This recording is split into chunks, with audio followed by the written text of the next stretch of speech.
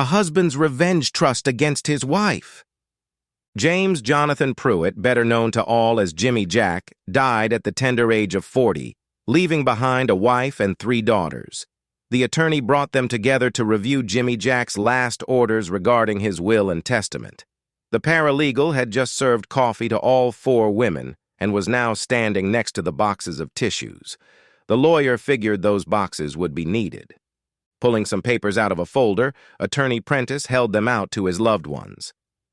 This is pure Jimmy Jack. He insisted on writing his last orders himself, by hand. The formal legal form of the will has already been filed with the court, and a copy will be given to you before you leave. However, he requested that I read this handwritten outline to you all together. It contains personal messages not found in the official legal document. He cleared his throat, took a sip of water, and began. If this is being read to my family, then I am no longer here. I have prepared this document and accompanying will with my friend and attorney Richard Prentice to communicate the arrangements that have been made for the care and well-being of my loving family when I am gone. But first, a little backstory that my daughters may not know about. When I fell in love with my dear and charming wife, Maureen purred at this loving praise. I was only 20. My parents insisted that I wait. But Maureen and I were in love. I was already receiving money from the Pruitt Family Trust and could easily support a family and therefore saw no reason to delay our happiness. My parents eventually agreed to allow our wedding once we initiated them into the mystery of Maureen's pregnancy, which resulted in the birth of our adorable daughter Lydia. My mother still insisted on a prenuptial agreement to protect the Pruitt Family Trust. In that prenuptial agreement, my wife agreed to waive any claim to the property that was held in trust for me or my descendants. Of course, my wife wanted to protect our offspring and willingly signed the document. As I discovered was typical of her, she didn't read the document she was signing. It was a good marriage. I've been happy for the last 20 years. Lydia was followed a year later by Rebecca, and another year later, Jocelyn joined the family. I was a caring father, and they were and still are my adorable girls. For my wife, however, 3 was enough. She complained that our daughters were already taking away from the time she wanted to spend with me. I thought that was cute. My girl is jealous of my girls, but I agreed that 3 was fine, although I would have liked a son, and suggested a vasectomy. Instead, my loving wife opted for a tubal ligation. She insisted, against all the evidence I could provide, that a vasectomy could lead to impotence, and she couldn't let that happen to her lover. That settled the matter, and I was happy with our precious trio. Now, at the age of 39, I contracted acute leukemia. The doctor told me that this was the earliest case of the disease he had ever encountered, and that the prognosis was not good. My parents are gone, and I have no siblings from whom to take bone marrow. My AB blood type limits the pool of possible donors, and I also have a rare white blood cell count in my body that further reduces the pool of possible donors. My loving daughters, who have always held my heart in their hands, wanted to be tested, even though the chances of a match were slim. They certainly weren't a match. Maureen predicted they wouldn't be a match, and tried to talk them out of testing to save them unnecessary pain. Desperate to help in any way possible, my girls insisted and took the test. As predicted, there was no match. Being rich, I was able to bring in several experts to verify the data, hoping that at least one of them would find the miracle we prayed for. Since I am already dead, you already know that I did not get that miracle. Instead, I received what is the opposite of a miracle.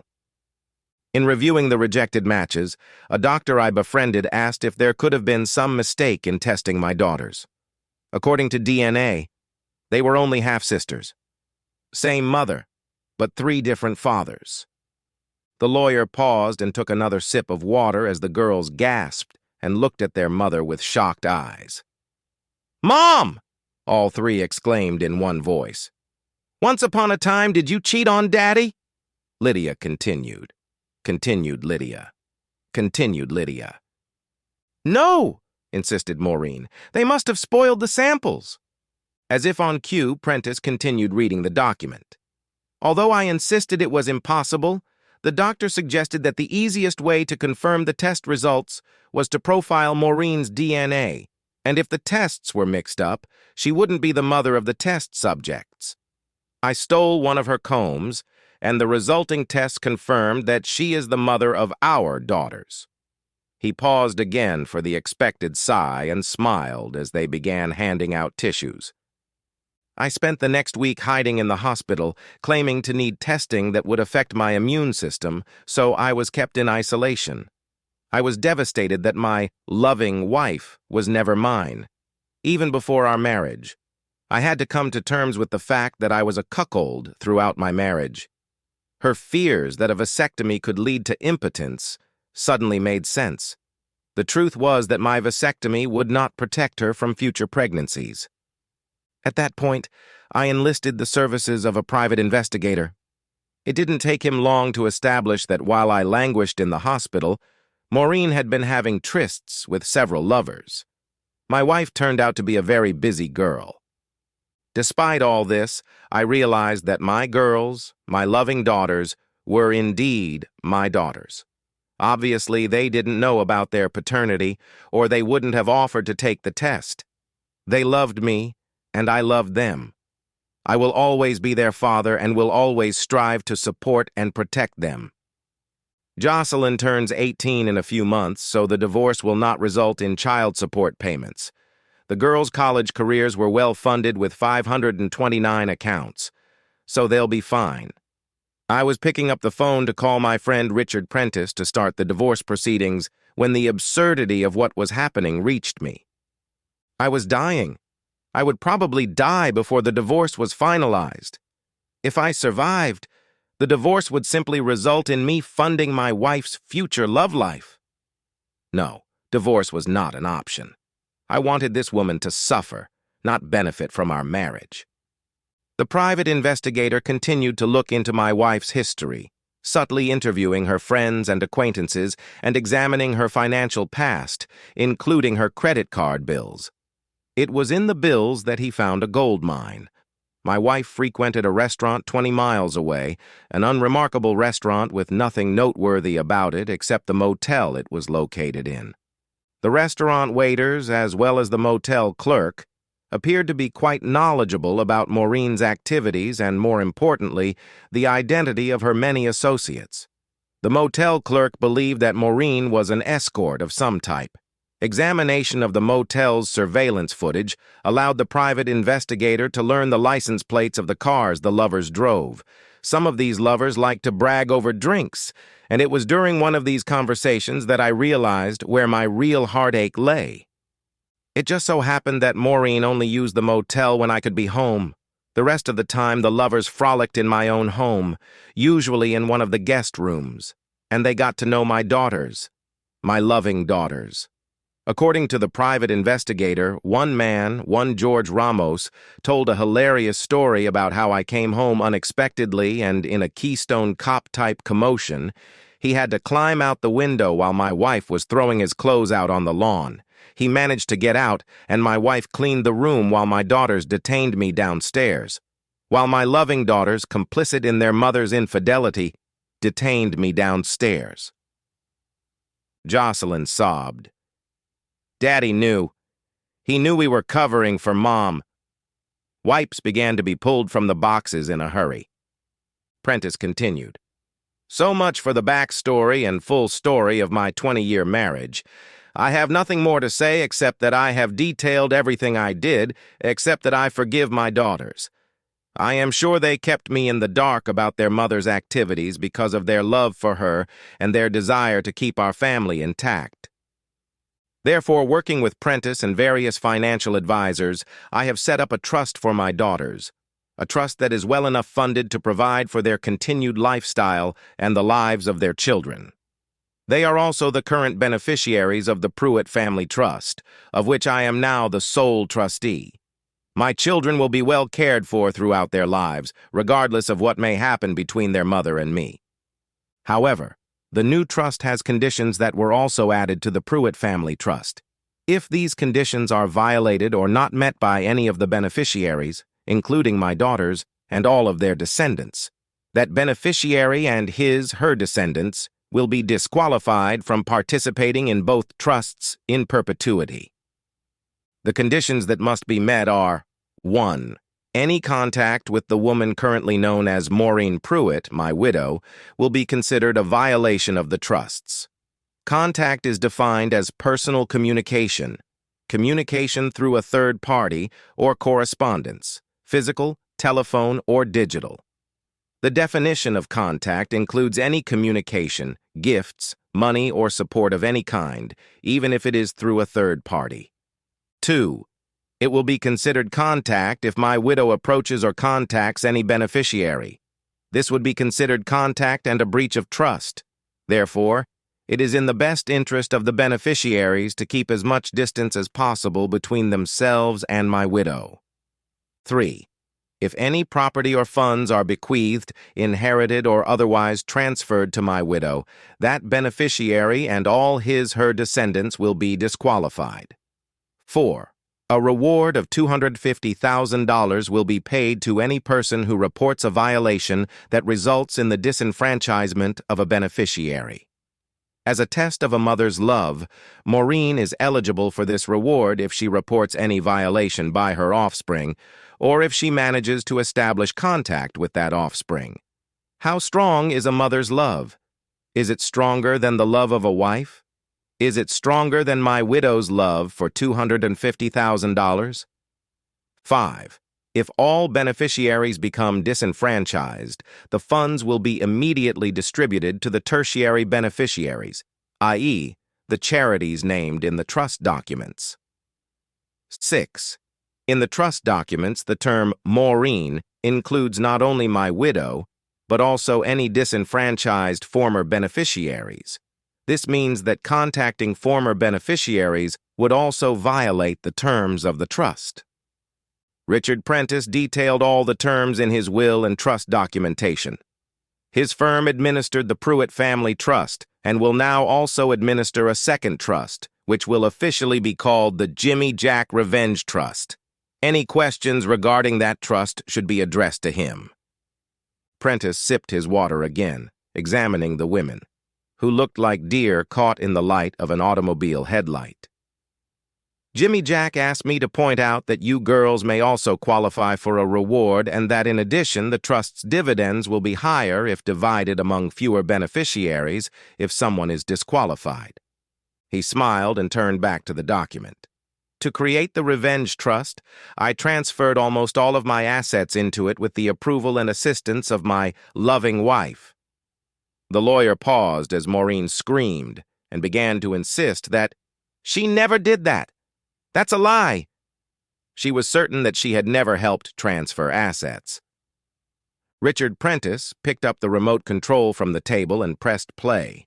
The widescreen TV hanging on the wall instantly displayed an image of Maureen and the firm's notary sitting with a pile of documents. The notary was explaining that the forms required her signature as well as Jimmy Jack's signature.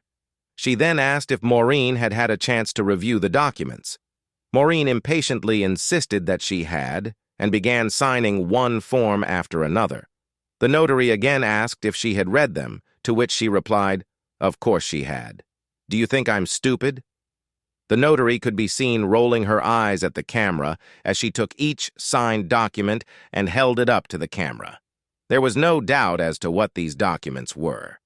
Then she asked, "There are a lot of legal documents here, Mrs. Pruitt. Are you sure you don't want to discuss them with your attorney?" It was Maureen's turn to roll her eyes and admonish the notary. "I'm quite capable of understanding what I'm signing." Soon she finished signing all the documents in the stack.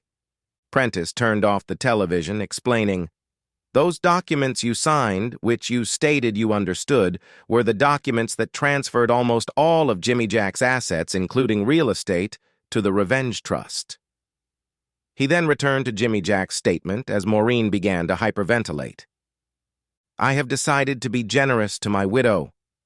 What remains of the inheritance outside of the trusts My widow will inherit a total of $20,000, $1,000 for each year of marriage. I believe, given the present revelations, that is far more than our marriage was worth. 20,000! 20? Gasped Maureen, struggling to catch her breath. But we were worth millions, even without the Pruitt Trust. How am I going to survive on $20,000 a year? Jimmy Jack was surprised that you decided to put everything into a trust for your daughters. But you did. Prentice picked up the remote again. Would you like to watch the video again? He asked, smiling. And you don't get it. It's not $20,000 a year. The $20,000 is your entire inheritance. Maureen stood up, giving the lawyer a dagger stare. No, and if you think you can get away with it, you'll think again. Even if he put them in a trust, I'll just get them out of there.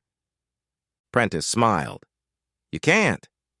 You're not part of the trust, and the prenup forbids you from touching any of it. No, that document only covers the Pruitt's trust. Maureen smirked. Oh no, Maureen. Read the document. It doesn't mention the Pruitt Trust once. It protects any Jimmy Jack assets covered by any trust. Any trust includes the Revenge Trust.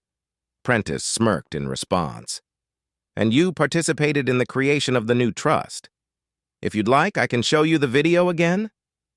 Well, well, well, she hummed. Let's see what the courts have to say about it. She gathered her purse and walked out, calling out, Come on, girls, let's go. The girls sat looking at each other and at the lawyer, not knowing what to do. Prentice grinned and said, You can go with her if you want. The trust restrictions don't start until tomorrow. Your father only had one more clause in the document. It basically said that he loved you despite your betrayal and forgave his daughters. But he wanted Maureen impoverished and isolated, and unfortunately, he could only accomplish that by using you girls. He loved you and raised you as his own, and he hopes you will understand him. Later, watching through the window as the girls clustered around their mother in the parking lot, screaming and arguing, he recalled his last conversation with his friend. Jimmy Jack displayed an uncharacteristic malevolence as he grinned merrily. I even wish I could stay to watch the fun. I'll bet that within a year at least 2 of these girls will be disenfranchised and one of their remaining sisters will receive an award. Will 2 different girls get the awards or will one manage to get both? Inquiring minds want to know, Jimmy Jack hissed in a coughing fit, laughing at the whole thing. Are you sure we won't find a way to kick all 3 out of the trust?